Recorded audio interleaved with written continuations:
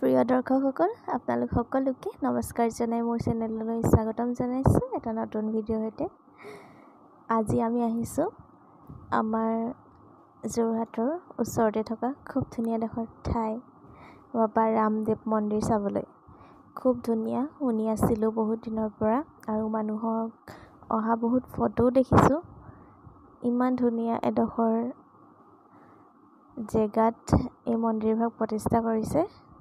একো হুলস্থুল নাইকিয়া পৰিৱেশ, খুব শান্ত পৰিৱেশত এই মন্দিৰভাগ প্ৰতিষ্ঠা কৰিছে। খুব ভাল লাগিলে আহি ইয়ালৈ। ভাবিলোঁ আপোনালোকৰ লগতো মোৰ অনুভৱ শ্বেয়াৰ কৰোঁ আৰু আপোনালোকক ইয়াৰ পৰিৱেশ দেখাওঁ।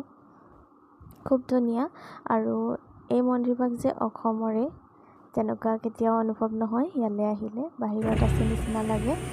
আৰু ইয়াত পাৰ্কিং এৰিয়াও খুব ধুনীয়াকৈ দি থোৱা আছে। আমি গাড়ী ৰাখি ল'লোঁ। এতিয়া যাওঁ বলক ওচৰৰ পৰা আৰু ভিতৰৰ পৰা আপোনালোকক ইয়াৰ পৰিৱেশটো দেখাওঁ। চেণ্ডেল থোৱাৰো ধুনীয়াকৈ ব্যৱস্থা ইয়াত কৰি থোৱা আছে। চেণ্ডেল টেণ্ডেল খুলি লওঁ, তাৰপিছত ভিতৰলৈ যাওঁ বলক।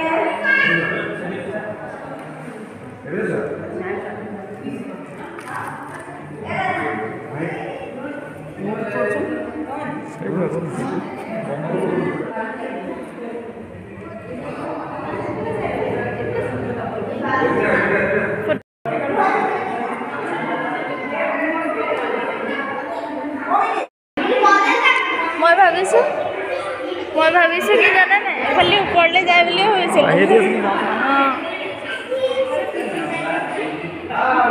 একেবাৰে যাম আৰু ইয়াত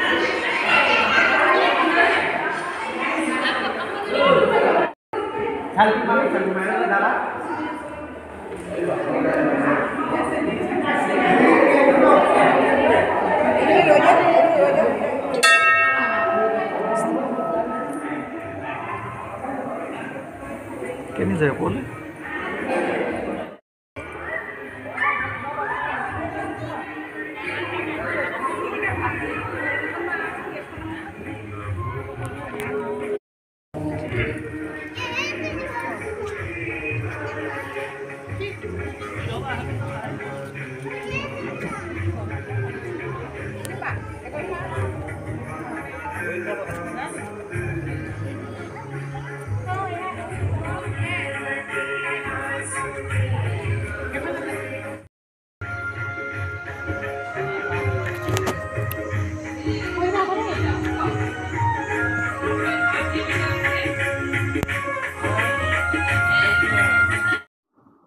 আৰু এইফালে চাওক, বিষ্ণুৰ নাভিৰ পৰাই যে ব্ৰহ্মাৰ জন্ম, সেয়া সুন্দৰ ৰূপত মূৰ্তি আকাৰে বৰ্ণনা কৰি দেখুৱাইছে। ইমান ধুনীয়াকৈ দেখাই দিছে চাওকচোন।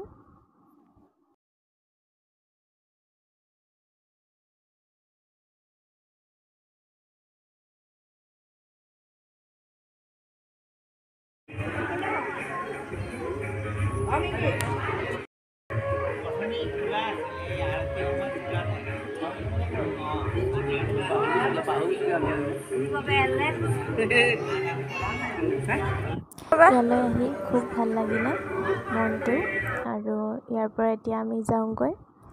আশা কৰিছোঁ আজিৰ ভিডিঅ'টো চাই আপোনালোকে নিশ্চয় ভাল পালে। যদি ভাল পালে মোৰ চেনেলটো ছাবস্ক্ৰাইব কৰিব, ভিডিঅ'টোত এটা লাইক কৰিব, কমেণ্ট কৰিব আৰু মোক নতুন নতুন ভিডিঅ' দি যোৱাত আপোনালোকে সহায় কৰিব, প্ৰেৰণা দিব। তেনেহ'লে পুনৰ লগ পাম আকৌ এটা নতুন ভিডিঅ'ৰ সৈতে। আজিলৈ আহোঁ, বাই বাই।